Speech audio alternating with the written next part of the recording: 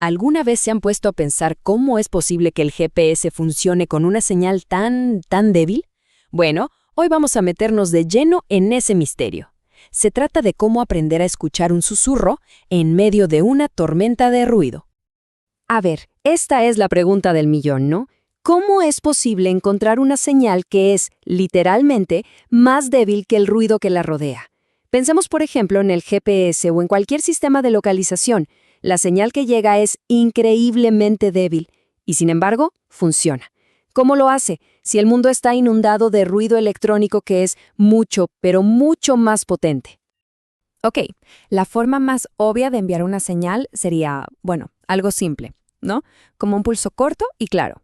Es directo, se entiende fácil. Pero ¿cuál es el problema? Que una señal así de simple es súper frágil.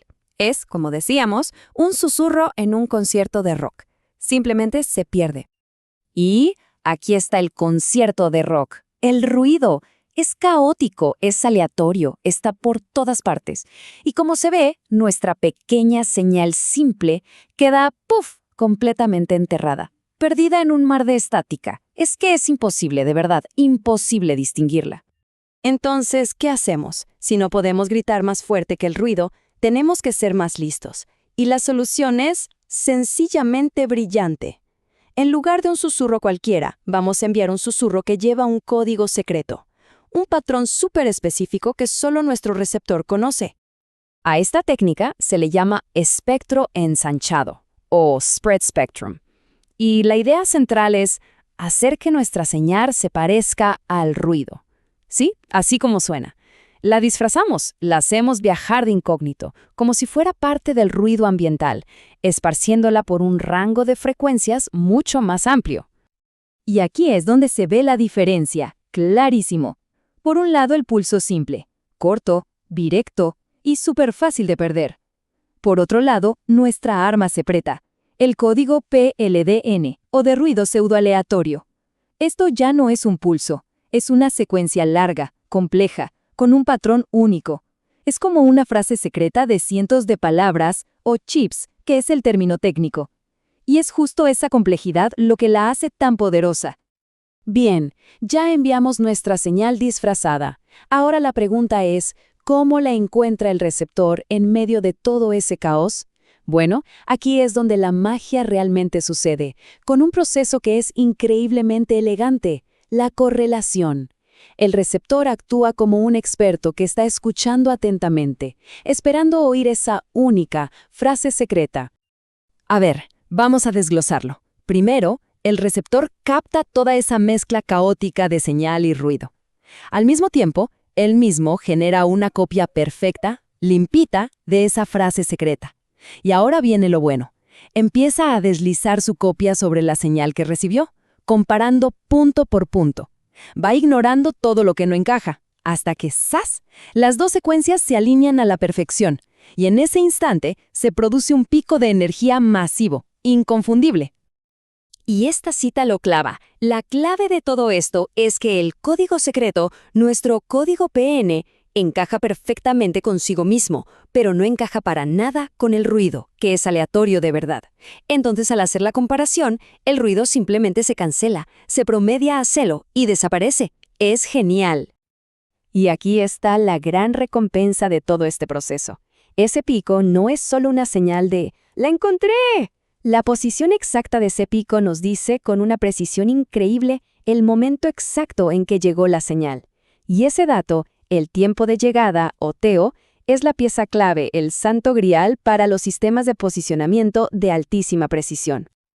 Ok, este proceso de correlación ya es súper potente, pero a veces la señal es pero tan débil que incluso con esto necesitamos un empujoncito más. Y aquí es donde entra en juego otro concepto clave, la ganancia de procesamiento. La ganancia de procesamiento es básicamente el truco que saca a la señal del fondo del ruido. Al hacer la correlación a lo largo de todo ese código largo, toda la energía de nuestra señal se suma y se concentra en un solo punto. Mientras tanto, la energía del ruido, como es aleatoria, se queda dispersa. ¿El resultado? Una mejora brutal en lo que llamamos la relación señal-ruido, o SNR. Miren este gráfico, porque es increíble. una señal puede llegar siendo 10 veces más débil que el ruido. Eso, en términos técnicos, es una SNR de menos 10 decibelios, o sea, está totalmente hundida. Pero después de nuestro proceso de correlación, miren cómo queda. Casi 50 veces más fuerte que el ruido, pasa a tener una SNR de más 17 decibelios. Es una transformación espectacular.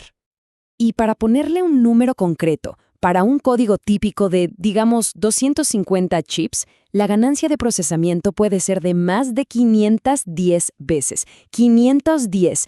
Y aquí viene lo más alucinante. No estamos usando más potencia, no estamos subiendo el volumen de la antena. Estamos creando esta ganancia de la nada, solo con procesamiento digital. Es como magia matemática. Y por si fuera poco, todavía hay otro truco bajo la manga, el acumulador. ¿Qué pasa si una sola escucha no es suficiente? Fácil, el receptor escucha la señal secreta, no una sino varias veces seguidas, y va sumando los resultados. Cada vez que la escucha, la señal se hace un poquito más fuerte y el ruido un poquito más débil. Eso es, en esencia, un acumulador.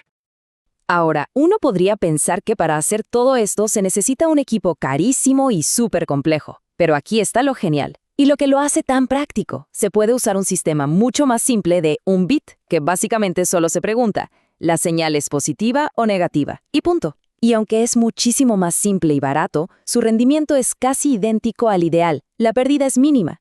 Y es gracias a esta eficiencia que podemos tener esta tecnología en nuestros teléfonos, en aparatos pequeños y asequibles. Bueno, ya vimos toda la teoría, los trucos, la matemática, pero al final del día, ¿para qué sirve todo esto? ¿Qué logramos en el mundo real con esta capacidad casi mágica de encontrar señales? Pues miren todo lo que nos da. Nos da posicionamiento inalámbrico de una precisión brutal. Nos permite detectar señales que están muy pero muy por debajo del ruido. Nos da comunicaciones súper robustas a las que es muy difícil interferir. Y, algo fundamental, permite que muchísimos usuarios usen la misma frecuencia a la vez sin estorbarse, que es la base de tecnologías como el CDMA que se usó en los celulares por años. Y así, lo que empezó como un susurro perdido en una tormenta se convierte en un mensaje claro y nítido. Lo que esta técnica nos enseñó, en el fondo, es a escuchar mejor, a buscar patrones en el caos. Y esto nos deja con una pregunta fascinante.